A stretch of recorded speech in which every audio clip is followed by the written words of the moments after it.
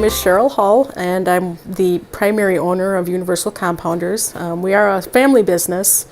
My parents also have interest in the business, and then Chris Larson is one of our pharmacists. He has interest also in the business. So we call it a little family business. We make compounded medications for pets, and when people don't really understand what a compounded medication is, so what we will do is we'll actually take a raw powder that we get from a wholesaler, and we'll mix that up into a form that's palatable for the pet. We can make it as a capsule, a gel that they rub on the ear, liquids for smaller pets and those that you can't really pill like a cat. And we make doses that are not available commercially. If it's available commercially, we can't make it, but for animals there's a lot that is not available commercially because of their metabolism and their size differences and so forth. So in the end of 2010, I got this crazy idea in my head that I think I need to start a business. And I've always done pharmacy. I've never really been into pharmacy per se, but I've always, worked as a pharmacy technician in hospitals and things like that. And I thought, well, I think I can do this.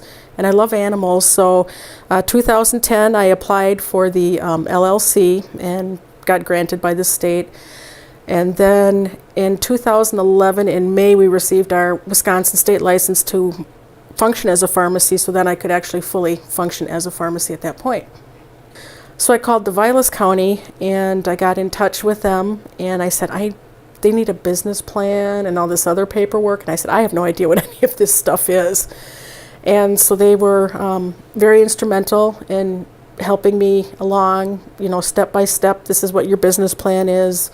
This is probably what else you're going to have to present. You have to think of, payroll. You're going to need to think of your mortgage, payments, your supplies, things like that. And that's probably my first initial visit with them, and it was wonderful.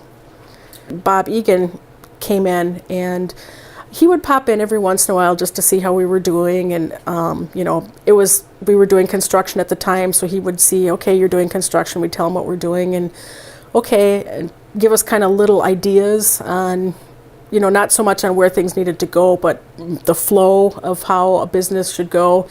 So he, like I said, he would pop in and just call, and if I had questions, I would call him.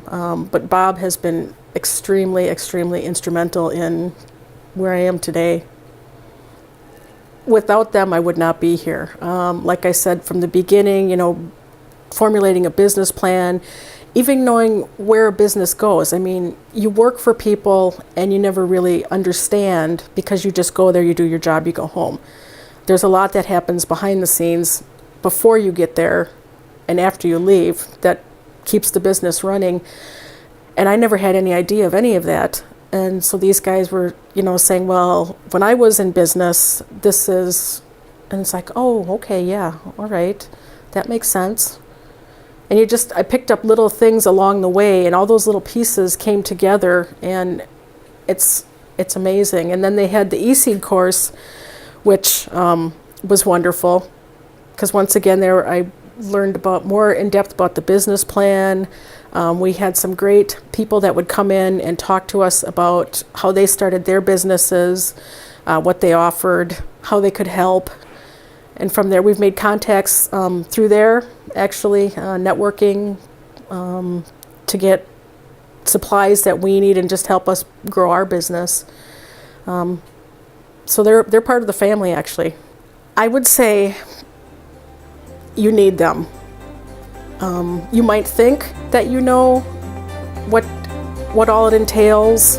You might have a good idea of what it entails, but really, without this group of people and their expertise, you're going to miss something along the way. And it might be something small, but it could be that small piece that pushes you over the edge to be successful.